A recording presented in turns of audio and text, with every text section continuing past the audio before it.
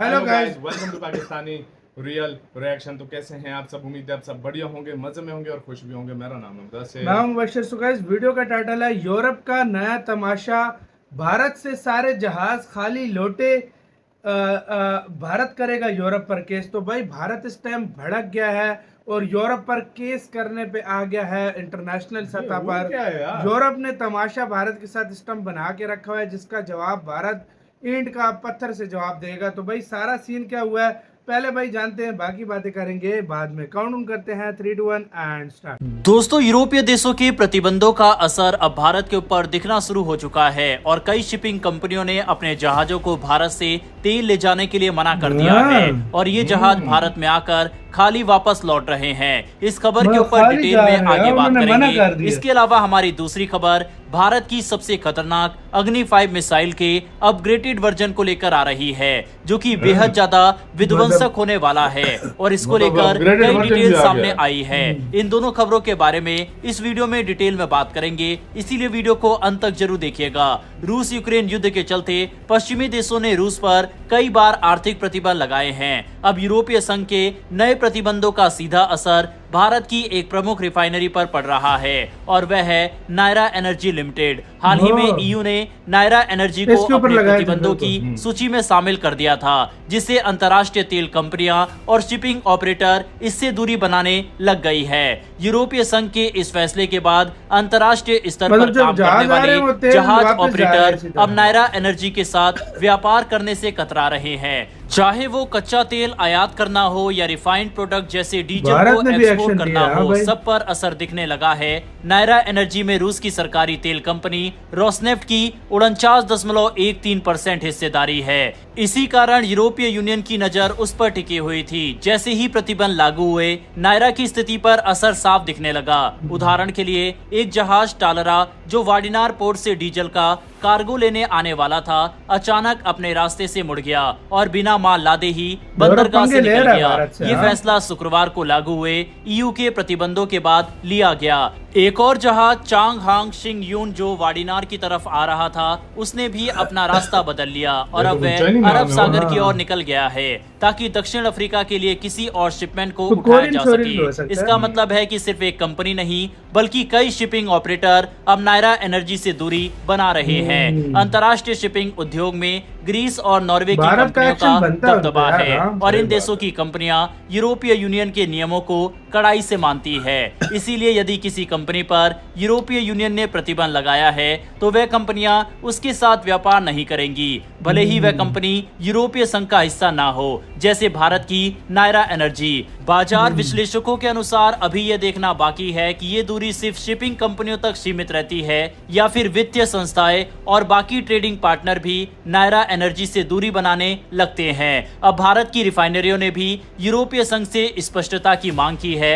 वह जानना चाहते हैं कि क्या ईयू के नए प्रतिबंधों में सिर्फ नायरा को टारगेट किया गया है या फिर उन सभी उत्पादों को भी जो रूसी कच्चे तेल से बनाए गए हैं, जैसे डीजल। इससे अंतर्राष्ट्रीय व्यापार के भविष्य को लेकर अनिश्चितता बढ़ गई है। यही नहीं, नायरा एनर्जी ने हाल ही के दिनों में एक नई शर्त लागू की है। अगर कोई कंपनी उनसे फ्यूल लेना चाहती है, तो उसे या तो पहले से भुगतान करना होगा या फिर लेटर ऑफ क्रेडिट देना होगा, यानी शिपमेंट लोड होने से पहले ही पैसे का भरोसा देना जरूरी है। तेल व्यापार में ये व्यवस्था सामान्य नहीं मानी जाती। सामान्य तौर पर कंपनियां 15 से 30 दिन के भीतर भुगतान करती है, लेकिन अब नायरा का ये कदम दिखाता है कि कंपनी को भुगतान की प्रक्रिया को लेकर डर है। शायद उन्हें ये चिंता हो कि कहीं माल भेजने के बाद पैसा ना मिले। इस स्थिति ने बाकी कंपनियों में भी घबराहट पैदा कर दी है। अब वो सोच रही है कि नायरा एनर्जी के टेंडर में हिस्सा लेना सुरक्षित है या फिर नहीं। कहीं ऐसा ना हो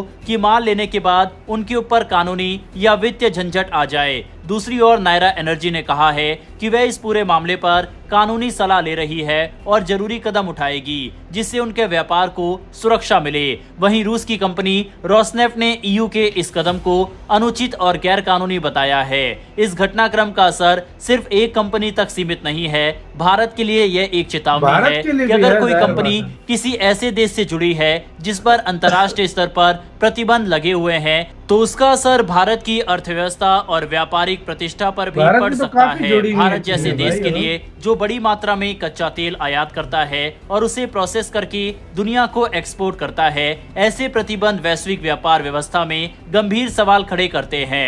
भविष्य में ये देखना होगा कि क्या भारत सरकार इस मामले में हस्तक्षेप करती है या नायरा जैसी कंपनियों को अंतर्राष्ट्रीय कानूनों और प्रतिबंधों से खुद ही जूझना पड़ेगा।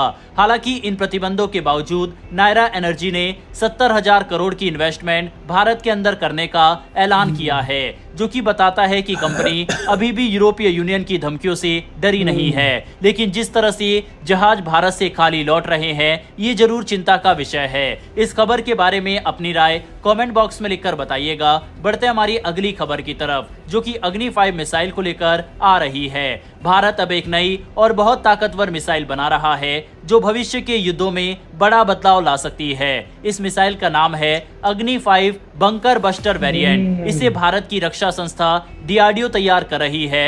ये फैसला खास तौर पर जमीन के नीचे छिपे दुश्मन के ठिकानों को खत्म करने के लिए बनाई जा रही है। इसकी सबसे बड़ी खासियत यह है कि ये बिना परमाणु हथियार के भी बहुत बड़ा धमाका कर सकती है।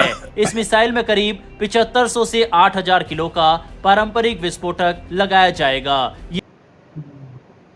इसका गाइस हमें पता है, मतलब ये बंकर बस्टर जो भारत बना रहा है अग्नि 5 और का स्पेशली latest पाकिस्तान version के लिए नया बना version रहा है, है। बिल्कुल। तो भाई इसका तो पता है हमें, मेन वो है कि अब भारत भी हो सकता है एक्शन कुछ ना कुछ ले, क्योंकि अगर ये तो अभी भारत देख रहा है कि एक कंपनी टारगेट हुई है, अगर बिल्कुल। फ्यूचर में और होती है फिर तो बड़ा हैवी एक्शन होगा यार भाई। देखो, और नायरा कह रही है मैं केस भी करूंगी भाई। देखो सबसे बड़ी बात है, जो शिपिंग कंपनियां जो उनकी थी या जो कुछ भी आ रहे थे, वो उधर से ही वो वापस जा रहे भारत हैं, से बीच में से ही वापस जा रहे हैं। बीच रास्ते से, क्योंकि 5-6 दिन भी लगते हैं आने में, बीच रास्ते तो से वापस जैसे जा अनाउंस रहे हुआ हैं। वो वापस हाँ, अब खाली जा तो रहे हैं अब वो भारत से। खाली वापस जा रहे हैं। इसका मतलब ये है कि अगर आज ये कर रहे हैं, वो कल को कुछ और भी कर सकते जाहिर हैं, बात है क्योंकि अभी ये रशिया के साथ है। फिर तो ये भी करेंगे कि जो कंपनी रशिया से ऑयल ले रही है उस पे भी प्रतिबंध लगाओ। भाई ये अब भारत देख रहा है कि फिलहाल ये चलो तो रशिया ने पार्टनरशिप की थी ना, ये तो चलो हाँ। 50-50 था ना दोनों का, हाँ, रशिया और भारत बिल्कुल, का, बिल्कुल। दोनों का नुकसान मिलके हुआ है। लेकिन भारत आप देख रहे हैं कि आगे अगर ये फिर कुछ करते हैं, क्योंकि इसको भी करके भारत को उन्होंने सफाइयां दी हैं कि हम भारत को टारगेट हाँ, नहीं हाँ, करना सफाइयां चाहते दी थे, हैं, हाँ। हम भाई हमने सिर्फ रशिया को उधर से टारगेट फिर किया। दोगलापन है तो ना। भाई वो दोगलापन तो है, लेकिन भाई अभी ये भारत देख रहा है। रोशनेट ने तो बोला है मैं केस करूंगा, हाँ। नायरा जो है वो बोल रही है, बिल्कुल। और वो अभी भी नहीं डाल रही, भारत में डाल रही है सारा वो अपना बिल्कुल। जो कहते हैं एक तरह से वो भाई उसको क्या कहते उसके हैं, ऊपर इन्वेस्टमेंट, सारा और investment और 70,000 करोड़ की और इन्वेस्टमेंट करोड़ कर रही की जो है ना, है। और तो मतलब वो तो नहीं डर रही भाई, देखा जाए बिल्कुल। तो अब क्या होता है ये आने वाला वक्त बताएगा। और यार सीधी सी बात है यार, ये एक किस्म का टारगेट करना हुआ यार। ये आज ये कर रहे हैं, कल को फिर कहेंगे कि भाई हम जो जो कंपनियां तेल लेती हैं हम सब पे प्रतिबंध लगा दें, फिर ऐसी बात तो नहीं बनती ना। फिर वही बात है कि भाई ये बात तो सीधी सी यही है, अगर आपने नायरा पे लगानी थी पाबंदी सारा कुछ, तो लाजमी बात है इन्वेस्टमेंट तो साथ इंडिया की भी है। जाहिर बात तो जो 50 फर्ज करो $10 बिलियन अगर नायरा का डूबा है, तो $10 बिलियन तो इंडिया का भी डूबा इंडिया है। का भी डूबा है। नुकसान तो फिर इंडिया का भी है ना, अगर देखा जाए। जाहिर बात अब है वो भाई। केस करते हैं, क्या करते हैं, वो तो आने वाला टाइम बताएगा, लेकिन ये बहुत गलत चीज है अगर बहुत देखा गलत है जाए। भाई। अब भारत क्या करता है ये भी देखने वाला यार होगा। सीधी सी बात है, वो हाँ। ट्रेड डील नहीं कर रहा, सारा कुछ कर रहा है, रशिया की मदद कर रहा है, इस वजह भारत से को हो भी रहा है। टारगेट कर रहे हैं वो, हाँ, ये वो बात कर रहे हैं, ये सच क्योंकि है। भारत उसकी मदद कर रहा है। तो आपकी क्या राय है बताना, बहुत ज्यादा ख्याल रखना चाहिए।